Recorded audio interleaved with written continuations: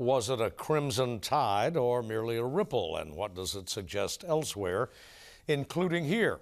We'll have a look at what's around the corner for Arkansas in the coming months and consider what came to pass this year, to include a nod to the newsmakers and news people who said goodbye.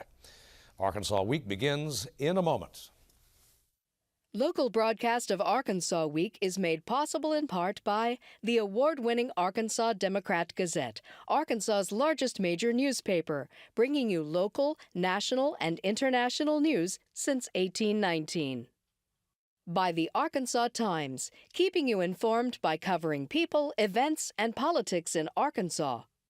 By FM 89, KUAR in Little Rock, with in-depth news reporting, analysis, and discussion each weekday.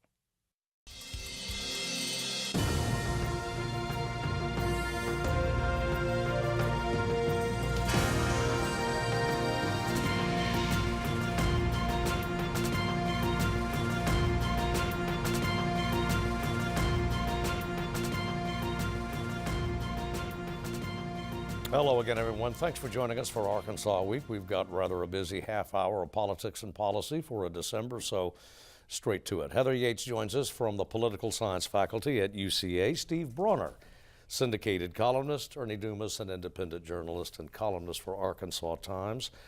Where to begin? Well, why not in the South? Alabama, quite an upset, but what does it suggest, if anything, for the fortunes of, for Arkansas politics and for the months to come? Sure. So for the Democrats in Arkansas, it means a couple of things.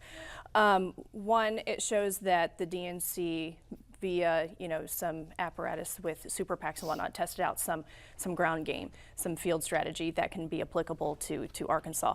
And what we saw is that we saw traditional coalitions matter, message matters, voter mobilization matters, but above all of that is fundraising matters. And so I'm sure many Democrats in Arkansas were taking notes, notably the county chairs and state party chair, Chairman Gray was, because what this also shows Democrats running in Arkansas, which, by the way, I also want to mention that this year has been a year that's been a very good recruiting year for Democrats in Arkansas. And we're going to see more competitive races in 2018. But what this is showing is that Democrats have to facilitate or foster a message or craft a message that is not just the anti-Trump platform, because that's not going to work in Arkansas, and it's not going, and it didn't work in other places, especially a state like Arkansas, where we do have quite a few rural counties. Even though Trump's popularity is softening in the state, it's not softening in the rural areas quite like the trend that we're seeing elsewhere. So the Democrats have to run on something other than an anti-Trump platform. Because to give credit to, I want to give credit where credit's due, because the Arkansas voter, even if they are strongly attached to their partisan, they are also issue-oriented, and they will listen to a candidate's platform, even if it is beyond the typical issues that usually mobilize voters on the right, which are gun rights and abortion. Arkansas voters listen to economic matters, and they listen to education matters. So that is the primary lesson for Arkansas, is going to be message. The second is going to be fundraising. And in this hyper-politicized environment where a lot of dark money, 527 committee money, is demonized, we also have to create this distinction that there are 501c3 groups, 501c4 groups that are out there willing to help Democrats in red states like Arkansas get elected. Well, you mentioned mobilization, and often that means money. I mean, they go hand in hand. And the African-American voting age population in Arkansas is not nearly the size it is in Alabama. It's considerably smaller, but nonetheless, people were absolutely amazed, Ernie, at the black turnout that was produced in Alabama. Well, it was, and although the Democrats have many reasons to be somewhat more hopeful for next year than they have been in the last couple of elections, I don't think there's too much in this Alabama election that should make them boldly hopeful for next year. First of all, as you mentioned, the key in Alabama was the African-American vote, and they had a huge turnout. The African-American vote in Alabama is traditionally depressed, and in this time, they really did an amazing job of turning out. It probably be a larger turnout for Doug Jones in Alabama among black voters than turned out for Barack Obama in his last election in Alabama. And again, you look at the overall vote in Alabama, Republicans still carried the state. I think Doug Jones, the Democratic nominee, got something like 49.9%, but the other 50.1% either voted for Roy Moore, or else they wrote in, there were Republicans who were writing in some other Republican for that seat. So that was still a majority. And as you mentioned, I think in Arkansas, roughly 15% of the population is African American.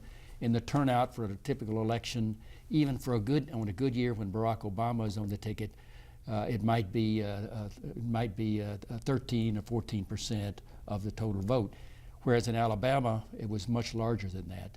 So, obviously the Democrats will have to turn out a good African American vote in Arkansas, but it will not come close to carrying an election. So, but again, there are hopeful signs because a Democrat did win the seat in Alabama, and there are so many other good signs. The Virginia elections, the election in Oregon, all of the midterm elections. I think all the off-year elections, special elections across the country, should be somewhat encouraging to Democrats, because the special elections to replace people that Donald Trump appointed to his cabinet or other jobs, all of those were heavy Republican districts.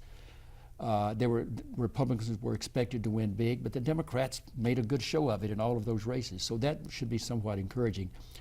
But it's still going to be an uphill grind for Democrats in Arkansas next year, up and down the line, statewide and locally. Yeah, Heather says that it's softening. The support for the president of Arkansas is still softening, albeit quite strong, still in the rural white precincts of Arkansas. This through the prism of Arkansas politics. Did a Democrat win in Alabama, or was a Republican simply not elected? I would say that it's a little nuanced. A Republican was not elected. But I also want to add to the observations Ernie has offered, is that in these special elections, there has been such an enormous ground game focused on one election. And that is also going to be a different terrain in 2018 when you have resources spread all over the country for midterm elections, rather than focusing on just one district or in Alabama. Also in Alabama, something that Alabama has that Arkansas does not have is Doug Jones's victory, his narrow path to victory, came down to 3 metropolitan areas that then sustained that mobilization effort. And there was a huge coalition that partnered with Doug Jones's campaign, with the NAACP, with local chapters being activated. And I'm not sure that there's such an infrastructure or network of grassroots organizations that replicate that in Arkansas. Arkansas only really has, two major metropolitan areas, Little Rock and Northwest Arkansas. And what would help offset the deficit of the African American vote or population, because it's a critical mass game.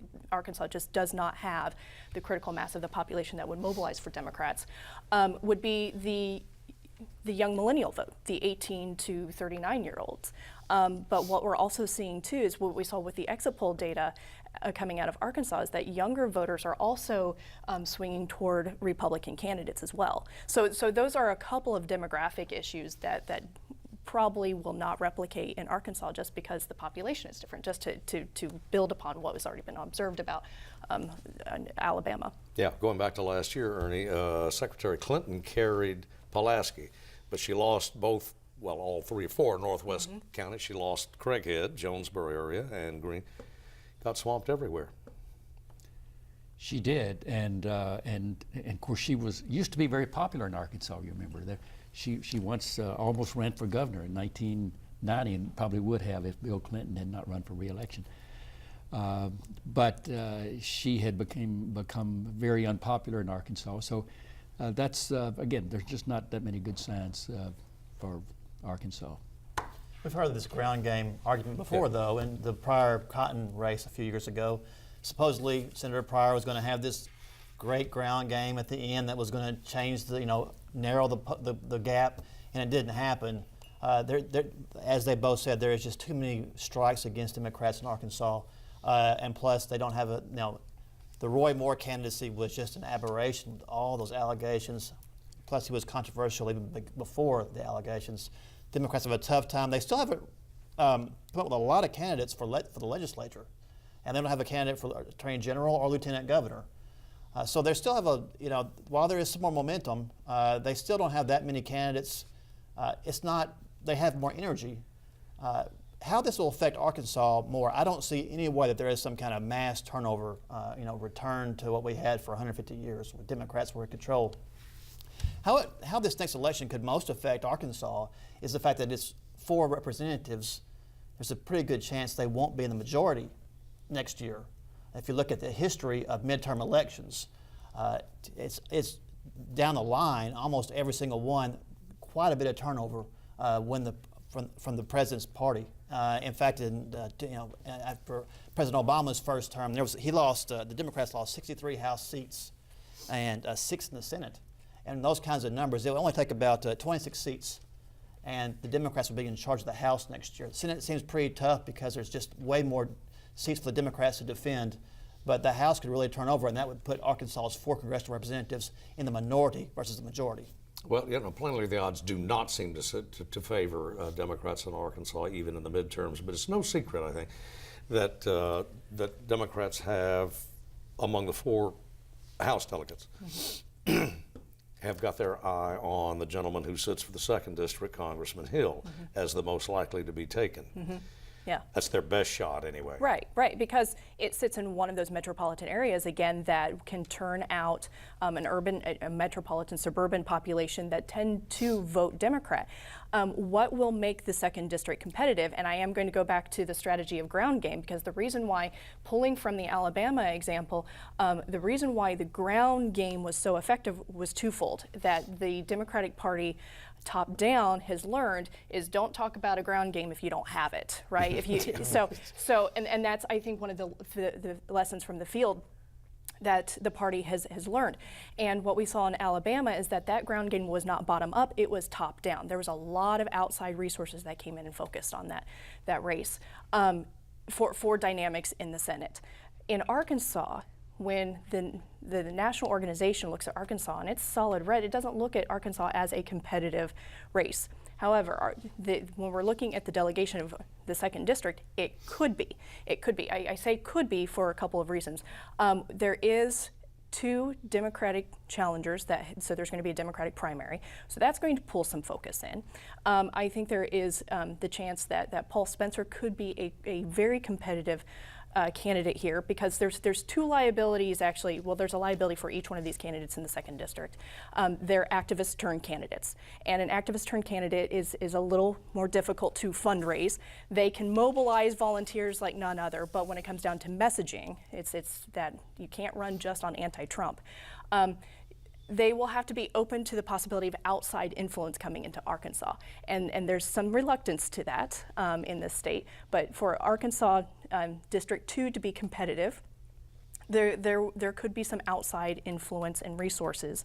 And once again, that's why I made the distinction between 527 committee money and 501c3 and 501c4 money could make a difference, because some candidates are reluctant to take any outside money because of the optics of dark money or questionable dirty money, as they call it. But yeah, I predict they'll swallow their reservations. I have the same prediction as well, because it takes a little bit of money to get elected and get your message out, because for campaigns, that's what money buys. Money buys access to airwaves, and it buys access to mailboxes.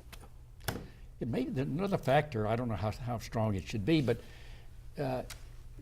until very few years ago, Arkansas was probably the strongest blue state in the country.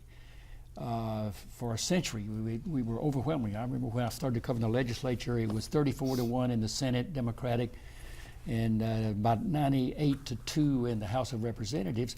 And it has not been very long since Arkansas was still a strongly Democratic state. Only in the election of after the election of Barack Obama in 2008 did it switch overwhelmingly to become a red state. So there are a lot of voters out there who vote Republican, and it hasn't been very long since they voted Democratic in every race. So I don't know how strong a factor that is. There is some memory of having voted the Democratic. So maybe if Barack Obama's not on the ticket, maybe that might have some influence. Who knows? Yeah, we've got, in addition to some other things coming up in 18, we got in February, we have fiscal session, Steve, coming up. We're going to have to spend some money. Right, and there's really not a whole lot of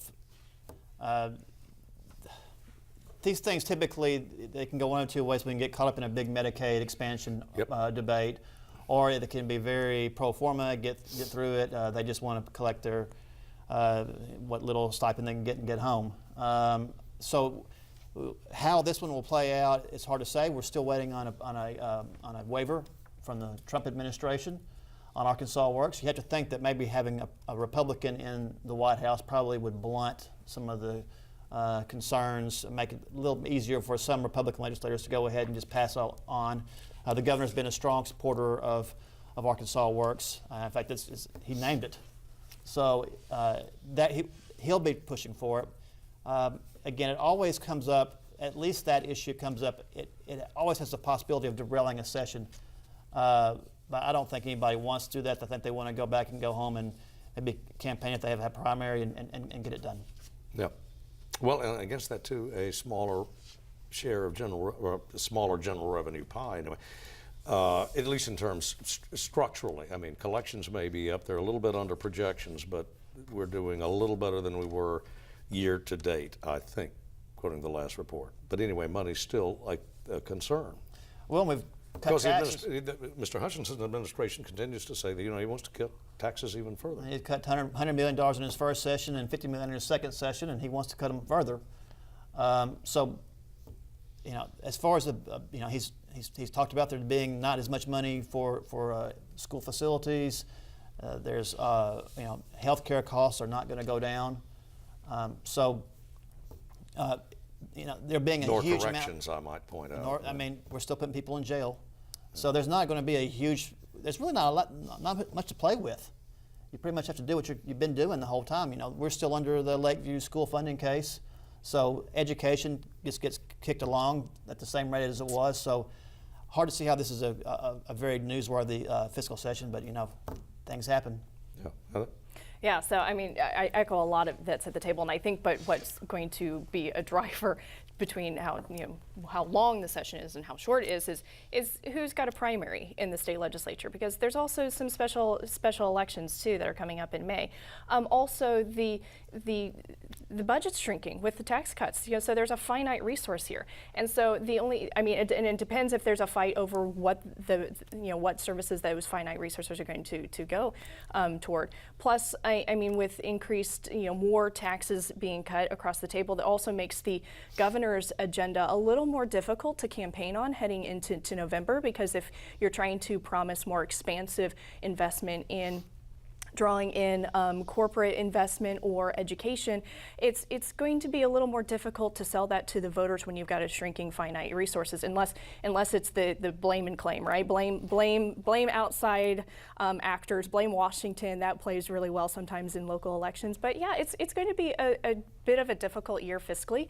It could be challenging for the Republican Party, the incumbent party, running on some of these issues, because they're going to have to give account. It's going to be an accountability election, I think, for some of them. Yeah, well, Steve, we're going to have marijuana revenues coming in, taxes.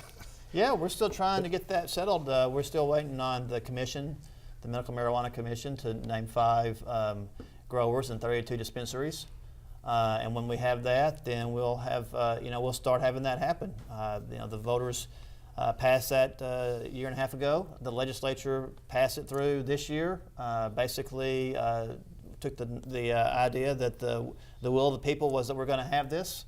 So, we're going to have it, and we're going to have it starting next year. Yeah, Ernie, and we still don't have a highway program.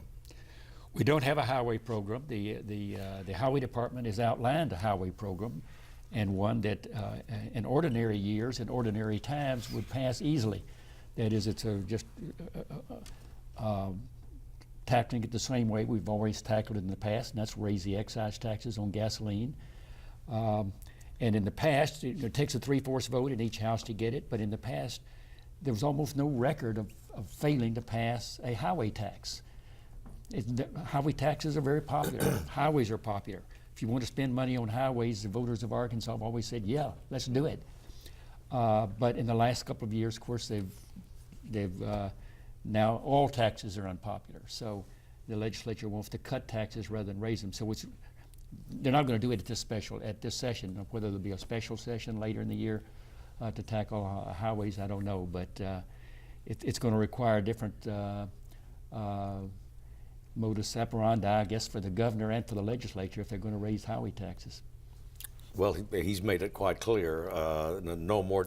There was he made an exception a couple of years ago, Steve, and set about $50 million of general revenue over there to get some federal matching funds on he insisted a strictly one-time basis, and apparently he means it because he has sent word, keep your hands off no more general revenues. But he said he did express support for a ballot initiative that would raise money for highways, but that's not going to happen probably this year in 2018 because the business community is going to be totally focused on tort reform. They're going to try to raise $4 to $6 million for that effort. That's just not going to leave a lot of energy to try to raise funds for any kind of highway program. So while the Highway Commission and the Highway Department, the Transportation Department are trying to get that through, we're probably going to have to wait another year or two before we actually see any kind of progress on highways. And we can't let 17 end without noting this. Arkansas went back into the execution business after, longer than a decade. It was the last state, I guess, below the Mason-Dixon line to do it. Yeah, we had... in Old Dixie, anyway. Originally we had 8 scheduled in 11 days. We ended up doing 4, and then no more. Just all kinds of legal issues, difficulty getting the drugs, keeping them, keeping them secret.